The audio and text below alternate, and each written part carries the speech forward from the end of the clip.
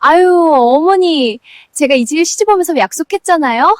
우리 어머니 손에 물 한 방울 안 묻히게 해드린다고요. 여보, 용훈 씨, 자요? 우리 언제까지 저 냄새나는 할망구랑 같이 살 거야? 응? 무슨 소리야? 나 정말 못 참겠어. 알았어, 얘기하자. 저 할망구, 씻어도 왜 저렇게 비료 냄새가 진동을 하는 거야? 내 코야. 여보, 저 흙내나는 할망구 좀 안 보이게 해봐요. 안녕하세요. 오늘은 제주 야담 탐나국 귤밭 할망과 바다에 버려진 불효자를 소개할까 합니다. 편안한 마음으로 즐겁게 들어주세요. 서귀포 정방폭포 아래쪽 사시사철 귤 향기가 가실 날 없는 그 동네에 순애라는 여편네가 살았네. 육지에서 바람을 타고 건너왔다는 이 여자는 얼굴만 보면 영락없는 복숭아꽃이었지.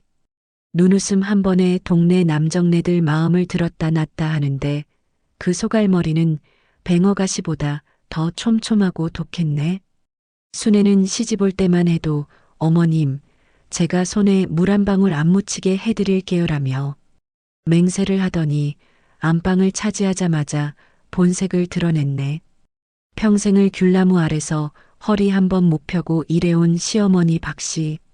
할망을 향해 애구, 저 흙내나는 할망구. 씻어도 비료 냄새가 진동을 하네라며 대놓고 코를 막기 일쑤였지.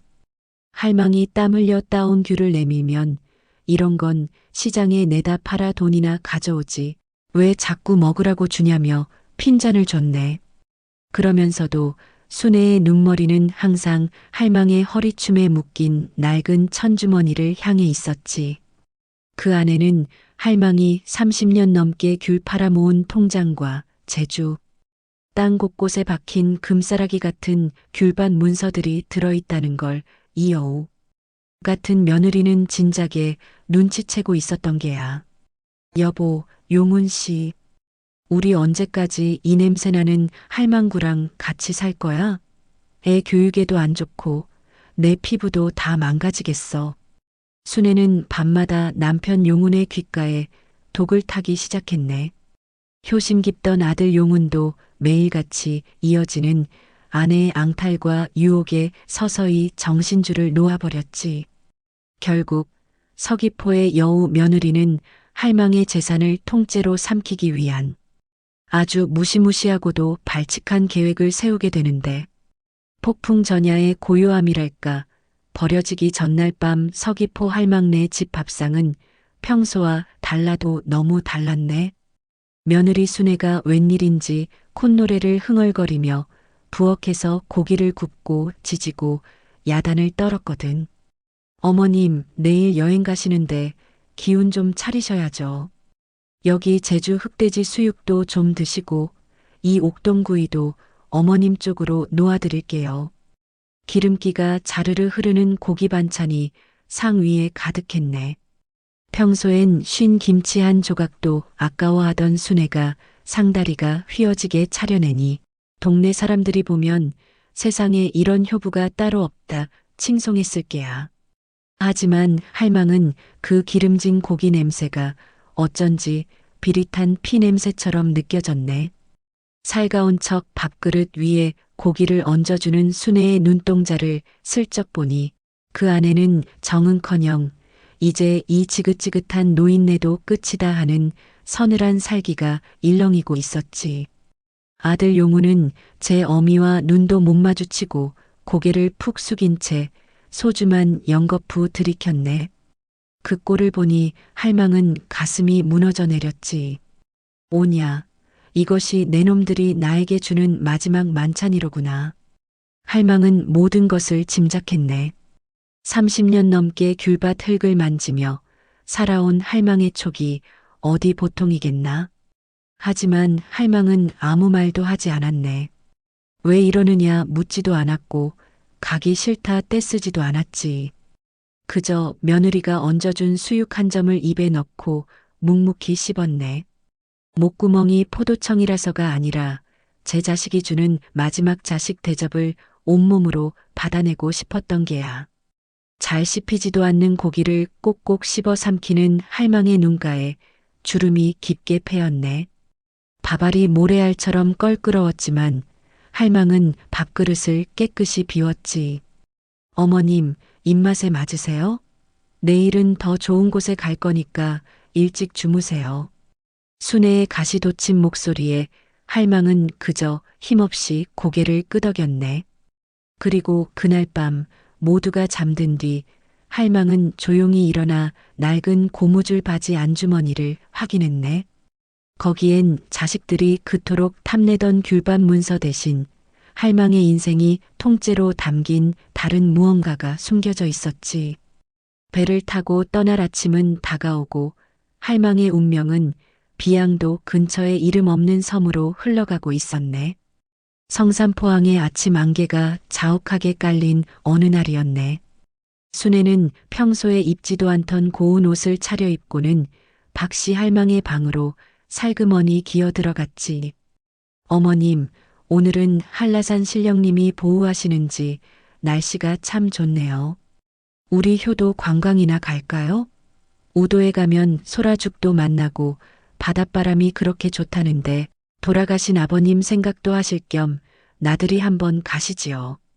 할망은 며느리의 갑작스러운 친절이 의심스러웠지만 옆에서 아들 용훈이 어머니 저도 오늘 하루 회사 쉬고 모시겠습니다라며 거드니 그저 자식농.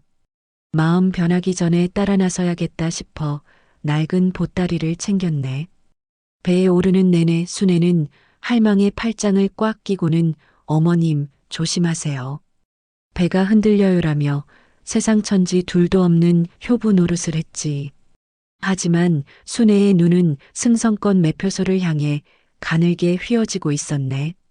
사실 용훈의 주머니 속에 든 것은 왕복 승성권이 아니라 돌아올 길 없는 편도 승성권 딱 2장이었던 게야. 아들 부부는 이미 배 뒤편에 자기들만 타고 돌아올 작은 보트를 숨겨두었거나 아니면 할망만 떼어놓고 도망칠 궁리를 다 마친 상태였지. 용훈은 차마 제 어미의 얼굴을 똑바로 보지 못하고 자꾸만 먼바다만 바라봤네. 파도가 칠 때마다 할망은 아들의 손을 꼭 잡으며 용훈아, 배 타니까 참 좋구나. 너 어릴 때 아버지가 너 업고 바다 보여주던 생각 안 나니? 라며 옛날 이야기를 두런두런 늘어놓는데 그 소리를 듣는 용훈의 가슴엔 대못이 박히는 게 아니라 차가운 얼음장이 박히고 있었네. 여보, 거의 다 왔어요. 저기 조용한 섬 보이죠? 저기가 어머님이 편히 쉬실 낙원이에요. 순애가 가리킨 곳은 우도본 섬이 아니라 그 근처에 이름도 없이 떠있는 작고 삭막한 외딴 섬이었네. 배가 그 섬의 거친 바위 틈에 코를 들이밀자 순애와 용훈은 서둘러 할망을 등 떠밀듯 내리게 했지. 어머니, 여기서 잠깐만 기다리세요. 저희가 만난 전복이랑 술 좀 사오겠습니다. 철썩이는 파도 소리에 묻혀 아들의 목소리가 멀어져 갔네. 할망이 돌아서서 손을 흔들기도 전에 배는 무서운 속도로 하얀 거품을 일으키며 제주본 섬을 향해 머리를 돌려버렸지. 멀어지는 배 뒤편에서 순애가 손을 흔들며 환하게 웃는 모습이 보였는데 그건 미소가 아니라 할망의 가슴을 찢는 비수였네. 제사장 거친 파도와 할망의 눈빛, 섬 주변을 때리는 파도 소리가 마치 하늘이 무너지는 소리 같았네. 할망을 내려놓은 배는 미련도 없다는 듯 검은 연기를 내뿜으며 수평선 너머로 달아났지. 멀어지는 배 뒤편에서 아들 용훈이 고개를 돌려 슬쩍 보는 듯 했으나 며느리 순애가 그 어깨를 획 잡아채 안쪽으로 끌고 들어가는 게 보였네. 보통 사람 같으면 아들아, 용훈아, 나를 여기 두고 어디 가느냐 하며 바닷가에 주저앉아 땅을 치고 통곡했을 게야. 하지만 박씨 할망은 그러지 않았네. 할망은 젖은 모래밭에 꼿꼿이 서서 눈물 대신 거칠게 몰아치는 검은 파도를 뚫어지게 응시했지. 할망의 눈빛은 슬픔에 젖은 노인의 눈이 아니었네. 그것은 수십 년간 제주 칼바람을 견디며 귤나무를 키워내고 거친 바다에서 숨비 소리를 내뱉던 강인한 제주 할망의 눈빛이었네. 할망의 두 손은 귤 농사를 지으며 굳은 살이 박여 마치 나무 껍질처럼 투박했지. 그 손마디가 파들파들 떨리고 있었네. 슬퍼서 떠는 게 아니라 가슴속 깊은 곳에서 끓어오르는 배신감과 서늘한 분노 때문이었지. 오냐, 용훈아, 순애야, 너희가 나를 이 바다에 버렸느냐? 이 애미가 귤밭 흙 속에 묻어둔 게 고작 돈 몇 푼인 줄 알았더냐? 바닷바람에 할망의 하얀 머리칼이 흩날렸네. 할망은 떨리던 손을 꽉 움켜쥐었지. 그 투박한 주먹 안에는 자식들이 그토록 눈독 들이던 귤밭. 문서보다 훨씬 더 무서운 진실이 쥐어져 있었네. 할망은 멀어져 이제는 점처럼 보이는 배를 향해 낮게 의조렸지. 바다는 내어준 것을 잊지 않지만 거둔 것은 반드시 돌려주는 법이지. 너희가 버린 것이 고작 늙은 애미 하나인 줄 알더냐? 너희는 오늘 내 놈들의 목숨줄과 다름없는 탐나의 복을 이 바다에 던진 것이다. 할망은 천천히 고개를 돌려 섬 안쪽을 바라봤네. 사람이 살지 않는 섬이라 했건만 할망의 입가엔 알 수 없는 미소가 번졌지. 사실 이 섬은 할망이 젊은 시절부터 남몰래 갖고 온 제주도. 어디에도 없는 비밀의 과수원이 숨겨진 땅이었던 게야. 섬의 파도는 더욱 거세졌으나 할망의 발걸음은 모래 위를 단단히 딛고 섬의 숲을 향해 움직이기 시작했네. 바닷바람이 쌩하니 부는 외딴섬 바위 뒤편 할망은 주변을 슬쩍 살피더니 겹겹이 껴입은 옷가지를 덜쳤네. 며느리 순애가 구질구질하다며 눈총을 주던 그 낡은 고무줄. 몸베바지 아래 할망은 젊은 시절 물질할 때 쓰던 낡은 해녀복 상의를 속적삼처럼 받쳐 입고 있었지. 그 해녀복 가슴팍 깊숙한 곳에서 할망은 정성스레 감춰둔 방수 주머니 하나를 꺼냈네. 소금기 하나 묻지 않은 그 주머니를 여는 할망의 손끝이 매서웠지. 그 안에서 나온 것은 며느리 순애가 자는 할망의 머리맡을 수백 번 뒤져도 찾지 못했던 보물 중의 보물이었네.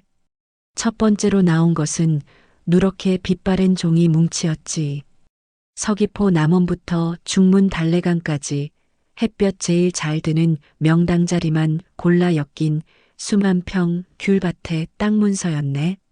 제주 사람들 사이에서 그 땅 주인은 귀신도 모른다던 금싸라기 땅들이 전부 할망의 손바닥 안에 있었던 게야. 하지만 더 무서운 건 두 번째로 나온 작은 수첩이었네. 거기엔 제주 일대에서 내로라 하는 대부호들, 관가 요직에 앉은 이들, 그리고 거물급 상인들의 비밀 연락처가 촘촘히 적혀 있었지. 평생 귤 팔아 남몰래 어려운 이들을 돕고 가난한 고시생들 뒷바라지하며 쌓아온 할망의 사람. 인맥이 그 수첩에 고스란히 담겨 있었던 것이네. 할망은 차가운 바닷물에 젖은 손을 바지에 쓱쓱 닦고는 주머니, 깊숙한 곳에서 꺼낸 구형 폴더폰의 전원을 켰네. 화면이 밝아지자 할망의 눈빛도 서슬퍼런 칼날처럼 빛났지. 오냐, 용훈아. 내 놈이 나를 버린 이 섬이 어떤 섬인 줄 아느냐?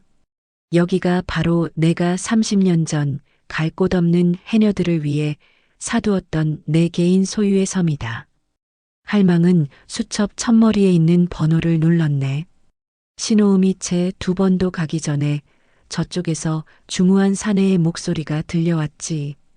회장님, 어찌된 일이십니까? 연락도 없이 어디 계시는 겁니까? 할망은 멀리 제주본 섬의 한라산 줄기를 바라보며 낮고 단단한 목소리로 대답했네. 나다. 지금 즉시 서귀포 박용훈이 명의로 된 모든 귤 유통권과 과수원 집을 회수해라. 그리고 며느리 순애가 굴리는 외제차, 그것도 원래 내 돈으로 산 것이니 당장 견인해버려. 할망의 명령 한마디에 제주의 공기가 차갑게 얼어붙었네. 이제 서귀포항으로 돌아간 불효자 부부 앞에는 귤 향기가 아니라 피눈물. 나는 심판의 그림자가 드리워지고 있었던 것이지. 서귀포항에 배를 댄 용운과 순애는 마치 큰 숙제라도 끝낸 것처럼 홀가분한 얼굴이었네. 순애는 아유 속이 다 시원하네. 여보, 오늘 저녁엔 우리 비싼 다금바리의 소주나 한잔해요라며 용운의 팔짱을 꼭 끼었지.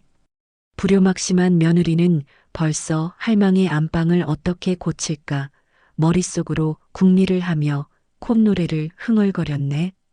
그런데 항구에 발을 내딛자마자 용운의 주머니에서 휴대폰이 불이 나게 울려대기 시작했네. 여보세요? 아니, 김 소장님, 무슨 말씀이세요? 우리 집 과수원 입구에 왜 쇠사슬이 감겨요? 내 집인데. 용운의 얼굴이 순식간에 흑빛으로 변했네. 그뿐만이 아니었지.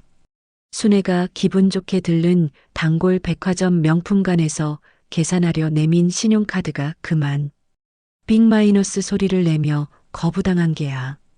손님, 이 카드는 거래 중지된 카드라고 나옵니다.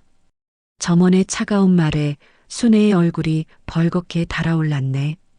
부부는 미친 듯이 차를 몰아 서귀포 집으로 향했네. 하지만 집 대문 앞에 도착했을 때 두 사람은 그 자리에 돌부처처럼 굳어버렸지. 집 앞에는 검은 정장을 입은 사내들이 늘어서 있고 대문에는 시뻘건 글씨로 압류라 적힌 딱지가 덕지덕지 붙어 있었던 게야. 순애가 그토록 애지중지하며 할망의 비료 냄새 묻을까 봐 근처도 못 오게 하던 번쩍이는 외제차 위에도 이미 견인차의 쇠사슬이 감기고 있었지. 이게 무슨 짓이야? 내 집이야. 우리 어머니 명의라고. 용운이 고래고래 소리를 질렀으나 정장을 입은 사내가 서류 한 장을 내밀었네. 박용훈 씨, 착각하지 마십시오. 이 집과 과수원, 그리고 당신이 굴리던 차까지 모두 탐나 박 회장님의 소유입니다. 귀하는 그동안 명의만 빌려 쓰던 관리인에 불과했고 방금 전 회장님의 명령으로 모든 권리가 박탈되었습니다. 당장 몸만 나가십시오. 탐나 박 회장? 그게 누구야? 우리 엄마는 그냥 귤이나 따던 노인네인데. 순애가 아각거리며 대문을 발로 찼지만 사내들은 눈 하나 깜짝하지 않았네. 승리감에 취해 축배를 들려던 부부의 머리 위로 할망이 내린 벼락 같은 복수가 떨어진 것이지. 불과 10분 전까지만 해도 제주 땅을 다 가진 듯 떵떵거리던 여우. 며느리와 허수아비 아들은 이제 신발 한 짝도 제대로 못 챙긴 채 길바닥으로 내몰리게 되었네. 서귀포항의 짠바람이 이제는 두 사람의 살갗을 바늘처럼 찌르기 시작했지. 우리 엄마가 제주귤 대왕이라고? 길바닥에 주저앉은 순애는 흐트러진 머리칼을 쥐어뜯으며 비명을 질렀네. 말도 안 돼. 그 할망구 맨날 낡은 수건 머리에 쓰고 밭에서 똥걸음이나 치던 노인네잖아. 무슨 회장? 회장은커녕 글자나 제대로 아나 몰라. 하지만 용우는 떨리는 손으로 휴대폰을 뒤지다 경악할 만한 기사를 발견했네. 경제 잡지 첫 페이지에 얼굴을 가린 채 찍힌 한 노인의 뒷모습, 그리고 그 아래 적힌 문구 제주에 숨은 거부, 귤 대왕 박씨 할망. 서귀포부터 중문까지 토지 보유량 1위. 사진 속 낡은 몸배바지와 구부정한 뒷모습은 영락없이 자신들이 섬에 버리고 온 그 어머니였지. 여보, 이거 봐. 우리 어머니가 진짜 그 사람이었어. 우리가 버린 게 그냥 노인이 아니라 이 제주도의 주인님을 버린 거라고. 용운이 사색이 되어 중얼거리자 순애는 정신 나간 사람처럼 헛웃음을 터뜨렸네. 그럼 그동안 그 많은 돈을 숨기고 우리를 시험했다는 거야? 세상에 어느 애미가 자식을 속여. 이건 사기야, 사기. 순애는 분에 못 이겨 길바닥을 손바닥으로 내리쳤지만 돌아오는 건 차가운 아스팔트의 감촉뿐이었네. 부부는 지푸라기라도 잡는 심정으로 평소 알고 지내던 농협 지점장을 찾아갔네. 하지만 평소 박 사장님, 사모님 하며 굽실대던 지점장은커녕 은행 문턱도 넘지 못했지. 박 회장님의 지시입니다. 두 분과는 어떠한 금융거래도 하지 말라는 엄명이 떨어졌습니다. 이제야 사태의 심각성을 깨달은 용운이 비틀거리며 일어났네. 섬으로 가야 해. 어머니를 다시 모셔오면 돼. 잘못했다고 빌면 어머니 마음은 약하시니까 다시 다 돌려주실 거야. 순애도 눈을 번뜩이며 일어났네. 맞아. 그 노인네 정에 약하잖아. 우리가 울고불고 짜면 분명 마음이 풀릴 거야. 어서 배를 빌려요. 부부는 미친 듯이 성산포항으로 달려갔네. 하지만 항구의 모든 선장들이 고개를 절레절레 흔들었지. 오늘 바다 날씨가 안 좋아서 배 안 띄웁니다. 아니, 설령 날씨가 좋아도 당신들 태워줄 배는 제주도 천지에 한 척도 없소? 박 회장님 눈밖에 난 사람들을 누가 태워주겠나? 항구 바닥에 무릎을 꿇은 부부 위로 검은 먹구름이 몰려오기 시작했네. 바다는 이제 할망을 지키는 거대한 성벽이 되어 불효자 부부의 접근을 단호히 거부하고 있었던 게야. 성산포 바닷가에서 발만 동동 구르던 용운과 순애는 결국 제정신이 아니었네. 며느리 순애는 금칠한 구두굽이 부러진 줄도 모르고 절뚝거리며 낡은 고기잡이배 선주 앞에 넙죽 엎드렸지. 선장님, 제발요. 이 목걸이 금이에요. 이거 드릴 테니 제발 그 섬에 좀 데려다 주세요. 명품만 찾던 그 도도한 입술에서 비굴한 애원이 터져 나오는데 참으로 가관이었네. 우여곡절 끝에 똥물 냄새 진동하는 작은 어선을 얻어 타고 다시 그 섬에 닿았을 때 섬은 이미 한치 앞도 안 보이는 짙은 해무에 갇혀 있었네. 용우는 배에서 내리자마자 무릎으로 기어가며 소리를 질렀지. 어머니, 소자가 왔습니다. 제가 죽을 죄를 지었습니다. 어머니. 순애도 젖은 모래바닥에 하얀 원피스가 엉망이 된 채로 바닥을 훑으며 울부짖었네. 어머님, 제가 미쳤었나 봐요. 다 요요 입방정 때문이에요. 어서 나오세요. 제가 업고 나갈게요. 하지만 할망이 앉아있던 자리엔 차가운 파도만 들이칠 뿐 온기라고는 눈곱만큼도 남아있지 않았네. 할망이 쓰고 있던 낡은 수건 한 장 보이지 않았지. 안개 속에서 들리는 건 기괴한 갈매기 울음소리와 저 멀리서 들려오는 서늘한 웃음소리 같은 파도 소리뿐이었네. 여보, 어머니가 바다에 빠지신 거 아니야? 어떻게, 우리 이제 다 끝난 거야? 순애는 공포에 질려 용운의 멱살을 잡고 흔들었네. 용우는 넋이 나간 채 할망을 내려놓았던 바위만 손톱이 빠지도록 긁어댔지. 비참하게 젖은 두 사람의 몰골은 영락없이 물에 빠진 생쥐꼴이었네. 그때였네. 안개 너머 숲길 쪽에서 검은 그림자 여러 개가 소리 없이 나타났지. 할망을 모시러 온 정장 차림의 장정들이었네. 그들 사이로 할망이 짚던 지팡이를 든 사내가 차갑게 입을 열었네. 회장님께서는 이미 섬 반대편 선착장에서 헬기를 타고 떠나셨습니다. 당신들에게 남기신 마지막 말씀은 이겁니다. 내 아들은 오늘 바다에 빠져 죽었고 내 며느리는 파도에 씻겨나갔다. 부부는 그 자리에 망연자실하게 주저앉았네. 할망은 흔적도 없이 사라졌고 안개 속에는 버려진 자들의 비참한 통곡만 메아리쳤지. 이제 두 사람에게 남은 건 제주본 섬의 화려한 집이 아니라 비바람 치는 공원의 벤치뿐이었던 게야.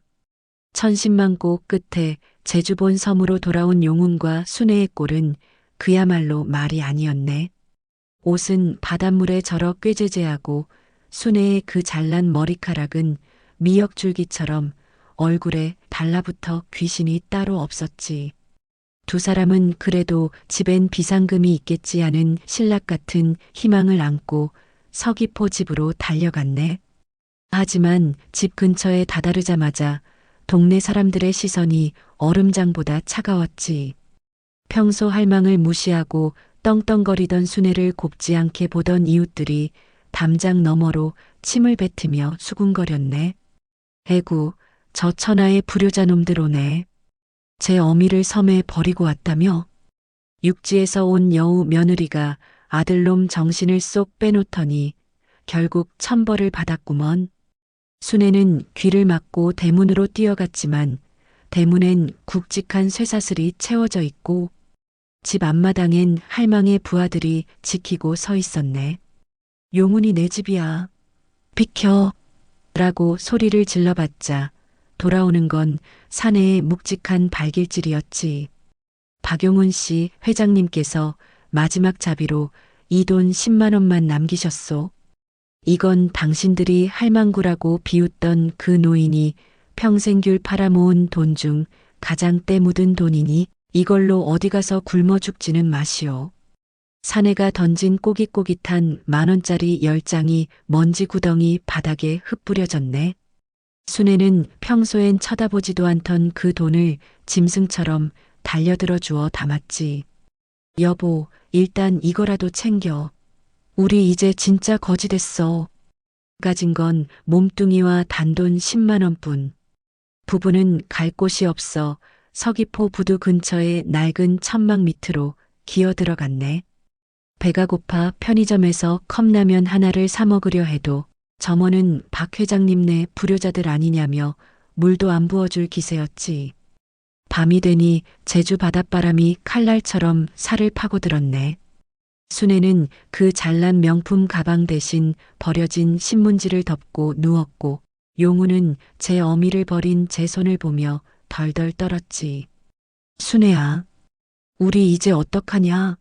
용운의 물음에 순애는 대답 대신 신음 섞인 울음만 터뜨렸네.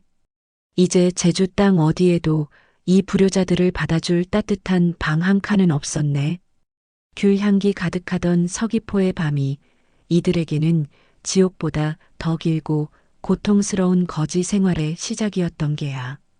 제주 동문시장 바닥 사시사철 활기가 넘치는 그곳에 세상에서 가장 비참한 몰골의 남녀가 나타났네. 한때는 서귀포에서 제일가는 부자 행세를 하던 용훈과 순애였지. 하지만 지금은 떼국물이 줄줄 흐르는 옷차림에 지나가는 사람마다 코를 막고 피하는 거지 신세가 되었네. 배고픔에는 장사가 없다고 했던가.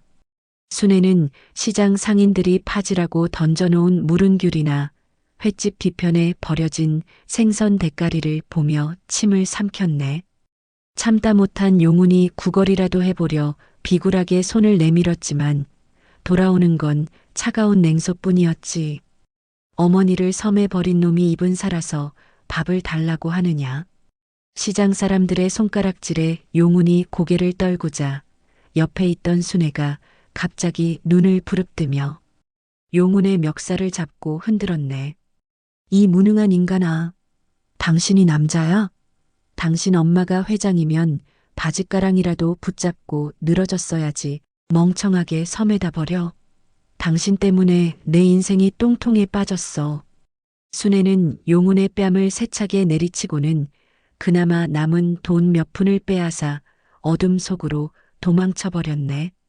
나 혼자라도 살 테니 당신은 여기서 굶어 죽든 말든 마음대로 해. 비정한 아내는 남편을 버리고 육지로 나갈 배편을 찾았지만 세상 천지에 박 회장의 손바닥을 벗어날 곳은 없었네. 순애는 항구 근처에서 좋은 일자리를 주겠다는 사기꾼의 감언이설에 속아 가진 돈을 몽땅 털리고 전라도 어느 외딴 포구의 허름한 식당으로 팔려가듯 넘겨졌지.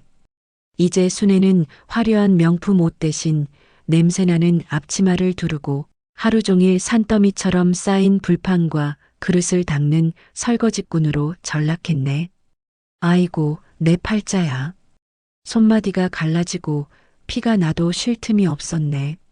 며느리 순애가 시어머니를 흙내난다고 구박하더니 이제는 자신이 그 흙보다 더러운 구정물 속에 손을 담그고 평생을 속죄하게 된 게야. 처절하게 울부짖어도 돌아오는 건 식당 주인의 매서운 호통뿐이었으니 이것이 바로 하늘이 내린 첫 번째 심판이었네. 아내 순애마저 돈 몇 푼 챙겨 야반도주에 버린 서귀포. 부둣가 혼자 남은 용우는 썩은 미역 줄기처럼 바닥에 널브러져 있었네. 배고픔보다 더 무서운 건 사무치는 외로움과 뒤늦게 밀려오는 죄책감이었지. 갈 곳 없는 용운이 발길을 옮긴 곳은 결국 어머니 박씨. 할망이 평생 피땀 흘려 일구었던 그 귤 밭 주변이었네. 하지만 이제 그곳은 용운이 넘볼 수 없는 성벽과도 같았지. 용운은 제 집이었던 과수원 담장 밖을 서성이며 남의 밭 일꾼으로 들어가 하루 일당을 벌기 시작했네. 어이 박씨, 멍하니 있지 말고 어서 귤 상자 날라. 주인의 호통에 용우는 굽은 허리를 펴지도 못한 채 무거운 귤 상자를 어깨에 맸네. 한 상자, 두 상자. 어깨가 무너질 것 같고 다리가 후들거릴 때마다 용우는 제 어머니를 떠올렸네. 아이고, 우리 어머니는 이 무거운 걸 30년 넘게 어떻게 나르셨을까? 나는 그 돈으로 좋은 옷 입고 좋은 차 타면서 어머니 등 굽었다고 창피해만 했구나. 하루 종일 찬바람을 맞으며 귤을 따고 나르다 보니 용운의 보드랍던 손은 금세 트고 갈라져 피가 배어 나왔네. 거칠어진 제 손마디를 보던 용운은 그제야 섬에 버려지던 날 파르르 떨리던 어머니의 투박한 손마디가 떠올라 귤 나무 아래 주저앉아 꺼꺼 울음을 터뜨렸지. 어머니, 제가 죽일 놈입니다. 이 손이 어머니 손처럼 다 터지도록 일해봐도 어머니 마음 아픈 것에 비하면 아무것도 아니네요. 용우는 일당으로 받은 푼돈을 움켜쥐고 할망의 집 대문 앞을 찾아갔네. 하지만 대문을 지키는 사내들은 용운을 짐승 취급하며 쫓아냈지. 용우는 멀리서나마 할망의 방에 불이 켜지는 것을 보며 차가운 흙바닥에 이마를 찧었네. 어머니가 평생 바친 귤밭에서 아들은 이제서야 어머니의 삶을 배우고 있었던 게야. 남들이 버린 무른 귤 하나로 끼니를 때우며 흘리는 용운의 눈물은 이제 후회가 아니라 뼛속까지 스미는 피눈물이 되어 제주 땅을 적시고 있었네. 세월은 유수와 같아 어느덧 2년이라는 시간이 흘렀네. 한때 서귀포를 주름잡던 멋쟁이 용우는 간대없고 이제 한라산 자락 과수원 일대를 전전하는 늑수레한 일꾼 하나가 남았지. 용우는 지난 2년간 입을 것 못 입고 먹을 것 못 먹으며 오로지 어머니께 드릴 선물을 사기 위해 한 푼, 두 푼을 모았네. 그가 준비한 것은 비단옷도 금가락지도 아니었네. 어머니의 시린 발을 감싸줄 두툼한 손버선 한 켤레와 평생 설거지와 귤 농사로 갈라진 손에 바를 귀한 약기름, 그리고 자신이 직접 땀 흘려 수확한 제일 탐스러운 귤 한 바구니였지. 어느 눈발이 흩날리는 겨울날 용우는 할망이 정자에서 한라산을 바라보고 있다는 소식을 듣고는 숨을 헐떡이며 한라산 중턱으로 올라갔네. 저 멀리 비단 외투를 걸치고 꼿꼿하게 앉아 있는 박씨 할망의 뒷모습이 보였지. 용우는 그대로 눈바닥에 무릎을 꿇고 기어가며 목이 터지라 불렀네. 어머니, 소자 용운이가 왔습니다. 죽을 죄를 지은 놈이 이제야 왔습니다. 용우는 보따리를 풀어 손버선과 약기름을 내보이며 오열했네. 이거 사려고 2년 동안 남의 집 귤 밭에서 종살이하듯 일했습니다. 어머니 손발이 찬 게 평생 한이 되어 제발 이것만이라도 받아주십시오. 할망은 천천히 고개를 돌려 아들을 바라봤네. 하지만 할망의 눈빛엔 반가움도 노여움도 없었네. 그저 겨울 한라산의 만년설보다 더 차갑고 무심한 빛만 감돌았지. 할망은 아들이 내민 손버선을 지팡이 끝으로 툭 밀어내며 입을 열었네. 용훈아, 내 발이 시린 것은 손버선이 없어서가 아니라 내 뱃속에서 나온 자식이 내 심장에 얼음못을 박았기 때문이고 내 손이 갈라진 것은 약기름이 없어서가 아니라 내 놈이 내린 불효의 찬바람 때문이다. 어머니, 제발 한 번만 기회를 주십시오. 이제는 사람답게 살겠습니다. 용훈이 이마에 피가 나도록 눈바닥에 머리를 찧었으나 할망은 지팡이를 짚고 일어나며 서늘하게 덧붙였네. 내가 2년 동안 흘린 땀은 내 목숨을 구걸하기 위한 값일 뿐 내가 받은 상처를 닦아내기엔 턱없이 부족하다. 이 선물을 들고 당장 내 눈앞에서 사라지거라. 내 아들 용훈이는 2년 전 그 외딴 섬 바다에 이미 장사 지냈느니라. 할망은 돌아보지도 않고 가마에 올랐고 홀로 남은 용훈은 눈보라 속에서 어머니가 밀어낸 손버선을 가슴에 안고 꺼꺼 울음을 삼켰네. 재회는 했으나 용서는 얻지 못한 참으로 시리고도 비참한 겨울날이었네. 눈보라 속에서 아들을 매정하게 뿌리치고 돌아온 할망의 저택은 고요하다 못해 적막했네. 비단 옷을 걸치고 화려한 가마에 올랐으나 할망의 가슴 속에는 아들이 울부짖으며 두고 간 귤 향기가 가시지 않았지.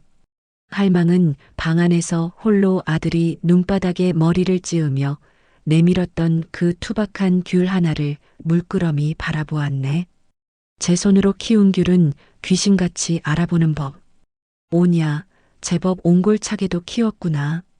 할망은 껍질을 까 한 입 베어 물었지.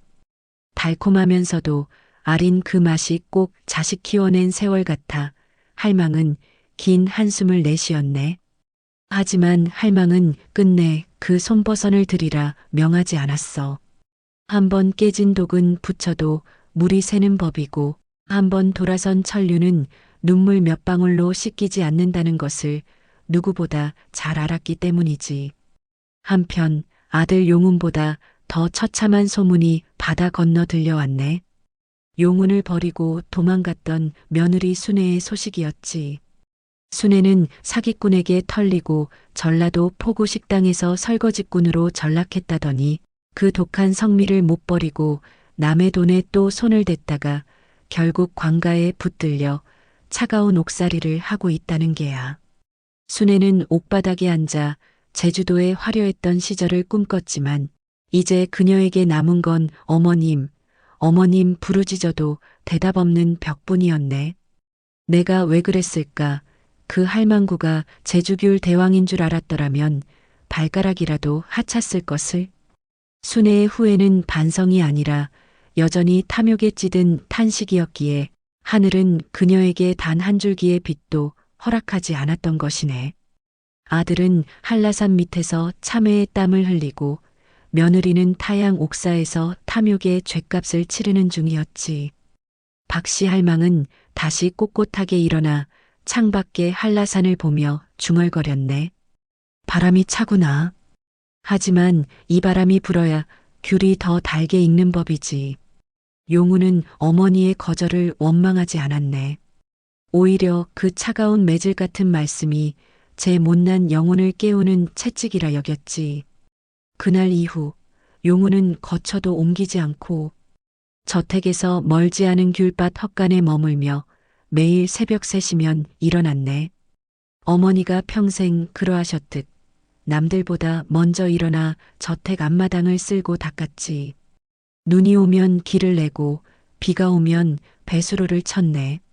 할망의 부하들이 회장님이 싫어하시니 당장 꺼지라며 몽둥이질을 해도 용훈은 그저 웃으며 맞았네. 어머니가 보시는 마당인데 깨끗해야 하지 않겠습니까? 그저 묵묵히 빗자루를 들 뿐이었네.